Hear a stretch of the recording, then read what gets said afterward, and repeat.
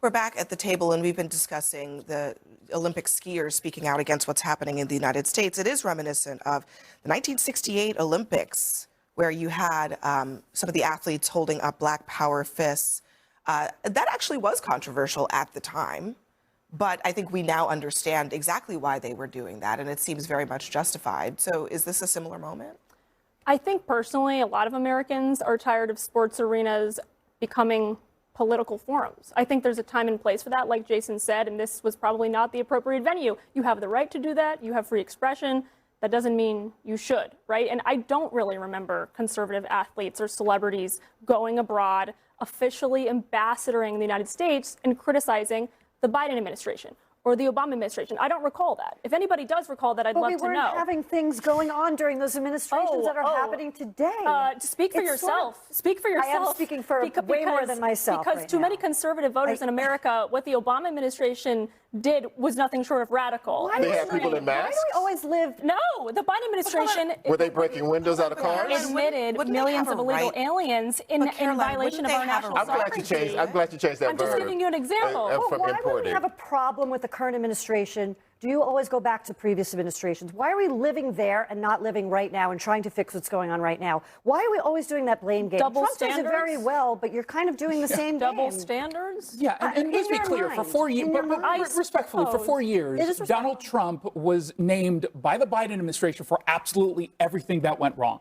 So this whole idea that, well, I can't believe we're talking to anybody like the previous administration. Yeah, that's what happens. That's what every single administration. What are you talking about? Enumerate those How much things. focus? Enumerate those things. No, you're right. They had a mess. I will correct the record. Cleaning up COVID. I will up an correct the economy. record. What are you talking about? For 4 years, they never blamed Trump for anything. It never happened. Look, So your sarcasm is the answer, because that doesn't work either. Here's the thing. I'm pointing out Hold on a second. Here's the thing. Even if these athletes, let's say conservative athletes, went abroad and they had criticisms for the previous administrations, wouldn't that be perfectly fine and correct in this democracy for them to be able to do? Legally, no one's arguing that they don't have a right to do that. To be clear, I think they absolutely I would say I'm not sure that you would see all the. I think it's a uniqueness of the American right now, where anything that is contrary to their view that is being said, whether it's from athletes abroad or athletes at home, becomes signs that they should just sit down.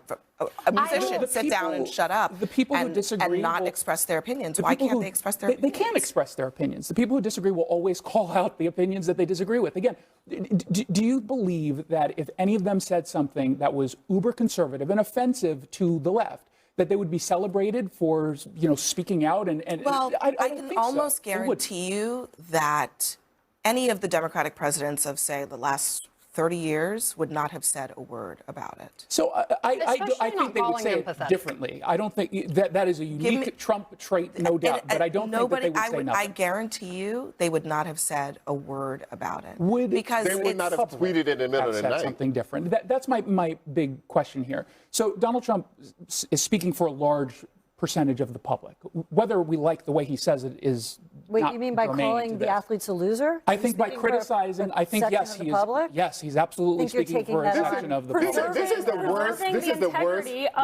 This is the worst kind of punching down ever. Yeah. These athletes train literally their entire lives. They've trained their entire lives. And I've never felt more patriotic than hearing them say they were disappointed in what's happening right now in this country. And they get to the biggest stage in their life. But that's my point. For the very first time, many of them, they have all these cameras, and someone is saying, give me a picture into your conscience, and they have a conscience. They have trained over every administration. They have trained over every administration. They couldn't determine what administration they were going to make the Olympics in. Charles, they happened to make it in one that they had disagreed in. If they came out and said they wanted Nicki Minaj come out and enforce the president, and nobody said shit about it.